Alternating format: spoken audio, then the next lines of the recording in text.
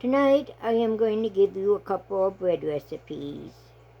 Hello, this is Susan and this is my channel. The first recipe I'm going to give you is called Tupperware bread. I am guessing that it is called Tupperware bread because years and years ago, Tupperware put out a large, very large bowl and it would be covered. So I'm guessing that this is a recipe that came from that time. I have no idea if Tupperware still has a big bowl like this, and I don't really know. I used an ice cream pail that I had a cover, is what I used with. The first time I tried this recipe, my daughter called as I was in the midst of it and asked me to come and watch my grandchildren for a little while, she said. I told her I just started some bread, that I had to finish had to finish the step I was on, and then I'd be right over there. Anyway, I had made all the steps, and I had gotten to where I put the butter in. And then you mix it, and then you cover it up, and you let it set for another 30 minutes. Well, I got over to take care of my grandchildren for a little while. And after I'd been there for a while, I kept wondering how much longer it was going to be. And I had a call from my daughter, who was at the cafe, saying one of the servers hadn't shown up, and she would be there until 9 o'clock that night, which was about 3 hours from when she had first called me. Anyway, yeah. In the meantime, my bread was at home.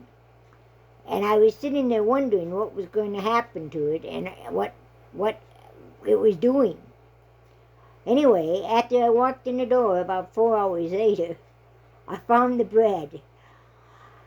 The bread had popped the top off my ice cream pail and was spreading down the counter. That's what happened to my bread. Anyway, that was the first try. At least I knew it was potent and then it would rise. So the next time I made it, I had no problems. But this is a very simple recipe. You just put things together. You wait for for a few minutes.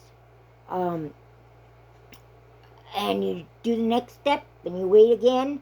Do the next step, and then you wait again. And then you finally just put it in loaves. And you bake it. It's very simple, no kneading, no nothing. It's very simple and a good recipe. Its texture is about like sourdough, but does not taste like sourdough. It is a fresh bread thing. By the way, stock up on yeast. Yeast is going to be hard to find, and you're going to need it to make your bread. When you buy it, put it in the freezer. Get the biggest jar or biggest loaf you can get. And don't buy the little packages. It's not very price efficient or not very inexpensive that way. It's more inexpensive if you buy the jars or if you buy the larger packages. But make sure you put it in the freezer and it will last longer. In fact, I just took a jar out of the freezer the other day, and it's been in there for 3 years, and I had no problem with the dough rising. So remember, get your yeast, get your flour, and make sure you got them for all time. I'm afraid we're coming up into some pretty hard times, and it will be much easier if you have the flour, and if you have the yeast, and you have the things needed to bake your own bread. Bread may become even very scarce at the grocery store, as will flour and will yeast, like in the first few months of the pandemic. But make sure you get it now and put it up somewhere. Put your flour in the freezer for a couple of days to freeze all the bugs and the stuff that comes in on it, and then food save it, and it lasts forever. The second recipe I want to share with you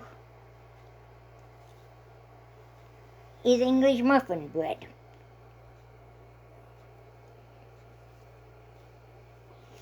See if I can get this mixed up here, okay? English muffin bread. This is just as easy as the other ones. In fact, it's easier.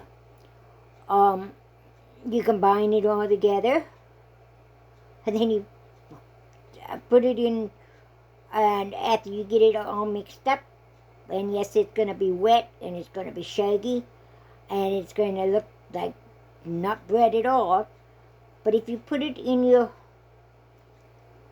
batter, in your bread pans, your greased bread pans, and let it rise, and then you bake it. No kneading, no nothing. Just mix it up, put it in your pan, let it rise, and bake. Got the texture like the English muffins.